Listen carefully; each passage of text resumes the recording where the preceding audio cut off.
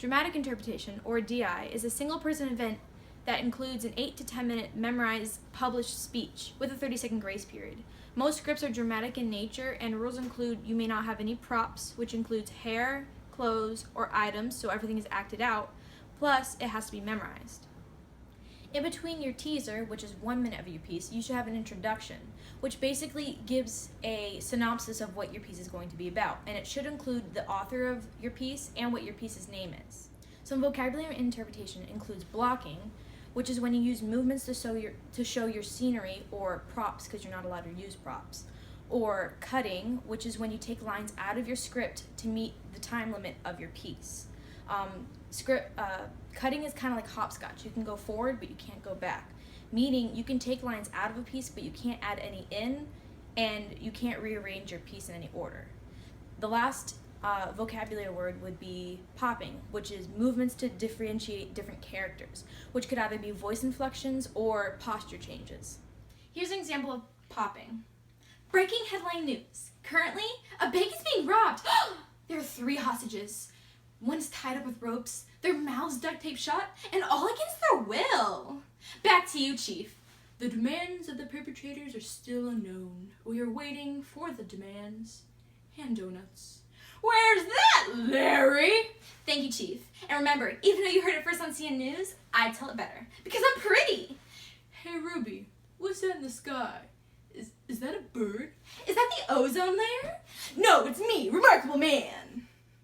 A rule that you should keep in mind is you're allowed to use up to 200 of your own words in any actual script. Do's and don'ts of inter. Do be expressive.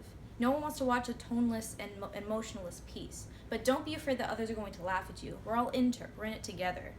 Do use different voice inflections. It makes the piece be a little more spicy, but don't just stand there in one position. You might want to move around, get comfortable with your surroundings, and do always have fun with your piece. You're telling a story. If you have any questions about your event, please go to www.dropbox.com. Username is coopercityhsdebate@gmail.com, and your password is debateschaben, DEBATESCHAUBEN. Now here's an example. Number 279, Out of My Mind.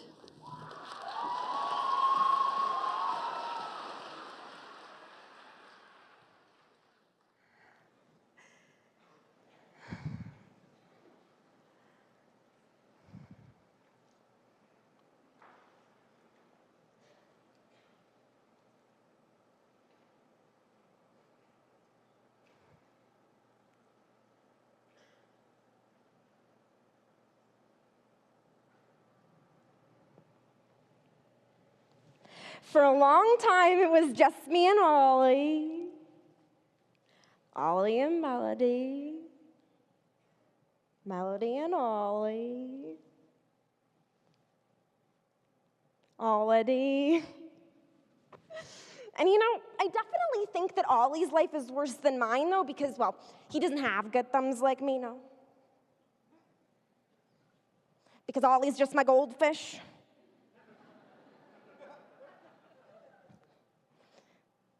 Kind of feel bad for him. I mean, all he does is just swim around his little bowl all day. At least I get to go to school. And you know, once I started school, I discovered that I had a much bigger problem than just falling out of my chair like wet spaghetti. You see, I'm in one of those special programs with other kids with what we call disabilities, and I like all the kids in room H5, and I understand their situations better than anybody, but they're not like me. I wanted something different, something new, which is why I got so excited when I heard the principal announce on the loudspeaker that any kid who wanted to try out for the Whiz Kids quiz team could go to Mr. Dimming's room after school. And that's when I decided to delete all my memories to make room for facts. Quiz facts.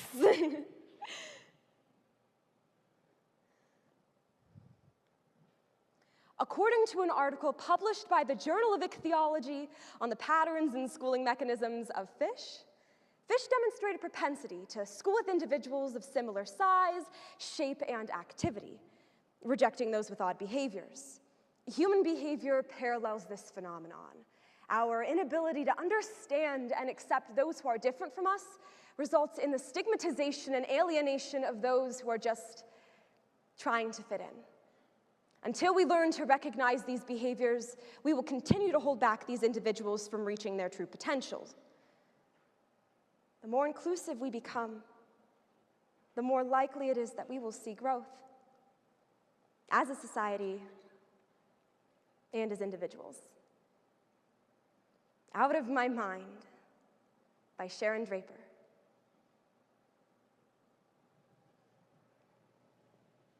I'm Melody, and girl, I've got it going on. That's what me and my best friend Rose say. And you know, when I first met Rose, I was like so excited that I had to try really hard not to make any weird noises so I wouldn't scare her away. So I just held my breath, and I thought about calm, quiet things, like oceans. You know, Rose can usually figure out what I'm trying to say, but to outsiders, I definitely sound like one of those kids that was raised by wolves. Ow, ow, ow. So Mr. Dimming hurries in for quiz team tryouts, and when he sees me, he looks at me and he's like, I don't think it's appropriate for you to be here. This isn't an activity just for fun. And in my head, I'm like, not today, honey buns. But all I can manage to get out in real life is just, I'm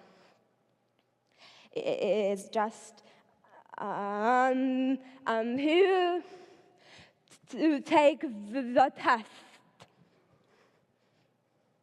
I'm smart and tough, and I will get every question right.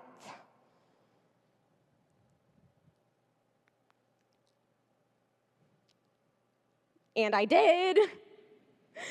So I stay every day after school for practice, and per usual, the only person who smiles or talks to me is Rose. So I tell her I'm on the quiz team with her, and she looks at me and she's like, cool beans, Melly Belly, and I'm like,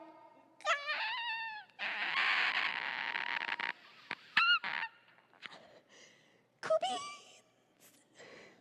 Cool beans. I wish I could click a save button so I could replay moments like this over and over and over again in my head. I'm sure my quiz team really appreciates the fact that I always get every single quiz question right. Like at the qualifying tournament, I got that question right, so now our team gets to go to nationals in Washington, D.C. Yeah.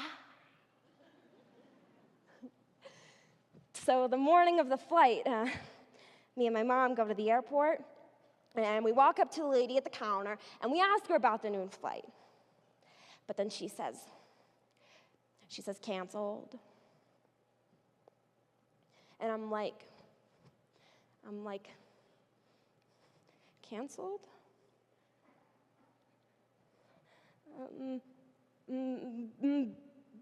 But the competition starts at 7. What about my friends? We're traveling as a group. We're a quiz team.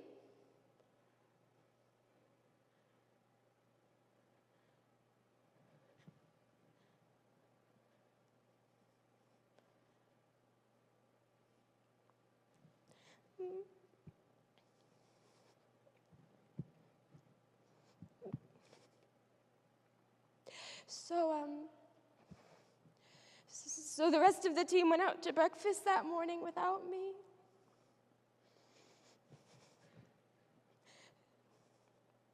So they got to the airport early.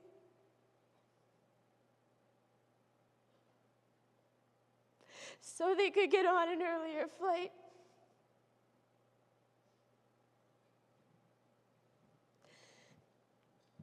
And I just keep thinking to myself, just what did I do wrong?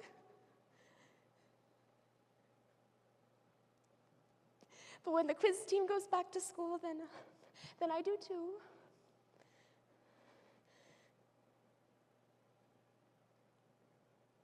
But then I see that trophy on Mr. Dimming's desk, and I just have to break the silence, you know?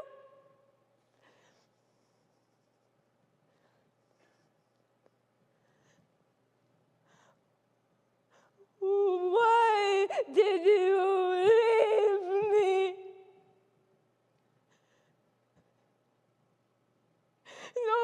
Nobody thought about me.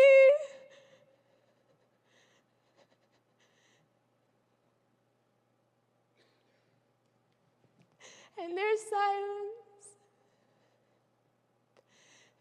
Their silence says what their words cannot.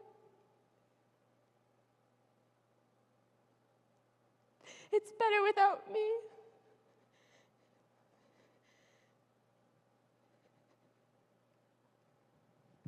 And I just look at Rose. And I just wait.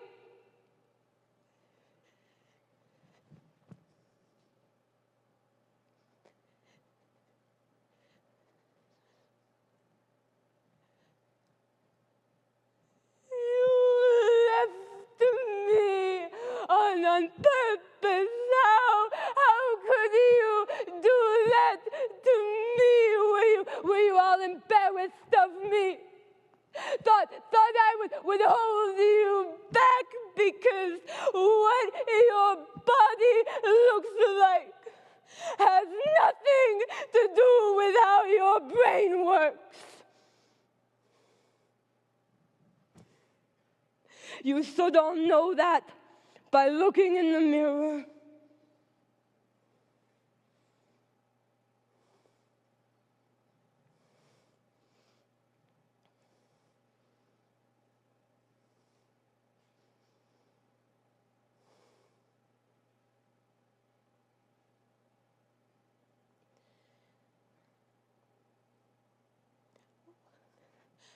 What's normal, huh?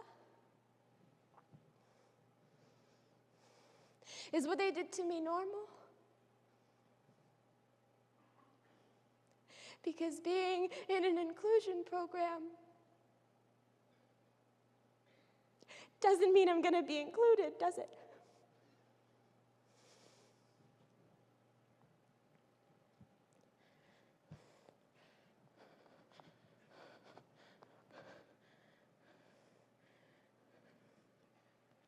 Hey, Ollie. You happy in your little bowl? Do you even know that you swim in the same direction every day? I mean, I'm sure there are times when he just wishes he could jump out, right?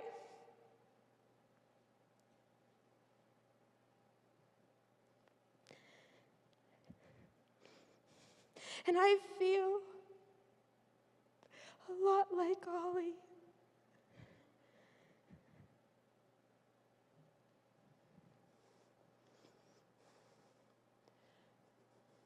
But they didn't beat me. There is no way that I'm letting their negativity get me down. I have too many things to worry about. Like if my beans are cool enough, or what to say when people ask me what's wrong with me. And you know, to the people that are genuinely concerned, I just say I have CP, but to others I say,